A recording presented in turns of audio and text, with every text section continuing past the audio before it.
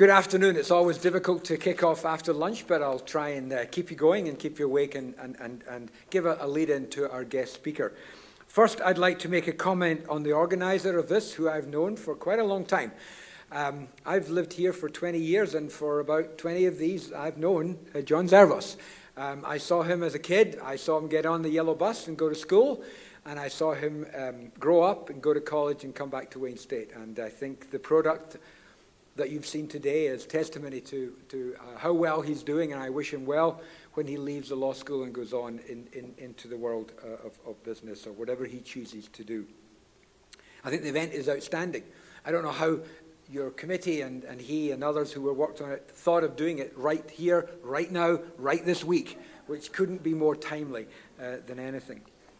I'd like to say a few remarks, if you don't mind, just for a minute or two, and connect it to a little bit from my own work, because I'm actually standing here in the United States, here at Wayne State, because I began a piece of cross-national research, which is actually very close to what Professor Sklar is going to be talking about. I first came here into the States in 1985, and I lived in Delaware when I was at the University of Delaware, where we looked at questions of public policy that affect cities during the Reagan and the Thatcher administrations of the 1980s. So if you'd bear with me for a few minutes, I'd like to try and set Professor Sklar's comments into context. I'd like to argue a premise that private institutions have long played a dominant role in American cities. In fact, I would attest that the concept of the public city in America was an experiment of the 20th century, and despite first impressions, is a pretty fragile construct in many counties and cities, counties and states of the Union. To paraphrase President Calvin Coolidge, the business of America is... Thank you.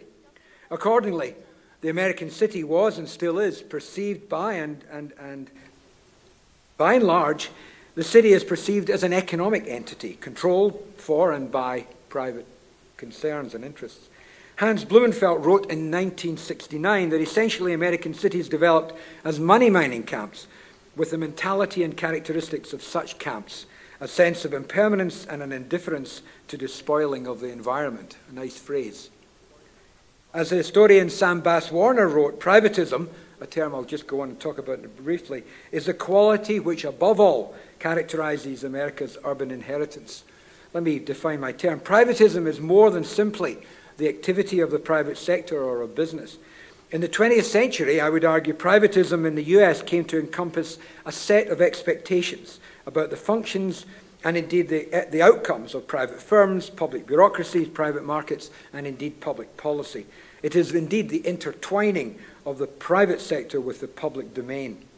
This interconnection is supported by an assumption that the private sector is inherently dynamic, productive, and ultimately dependable. A belief that private institutions are intrinsically superior to often flawed public institutions for the delivery of goods and services, and that, lastly, market efficiency is the appropriate criterion of social performance in virtually all spheres of community activity. Difficult to take, but that's what the history shows us.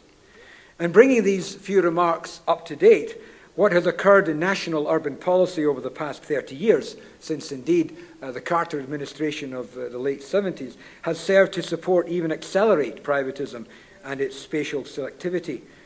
The command and control cities, largely on the coasts, have prospered, as has their expanding suburbs. Where the market does well, cities do well.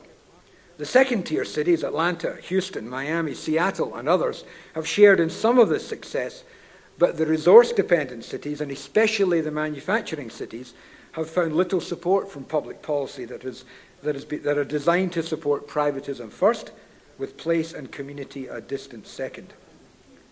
And if there is any identifiable spatial structure for what passes as federal urban policy today, and you'll be hard-pressed to find it, other than what Brookings tells us, it is one that doesn't pay attention to the distressed central city, but instead has turned its attention to the metropolitan regions surrounding these cities. This is, of course, defined largely by the private labour market and plays into the logic of strengthening the regional economy, and too often and sadly plays lip service to the acute conditions found in increasingly dislocated urban cores.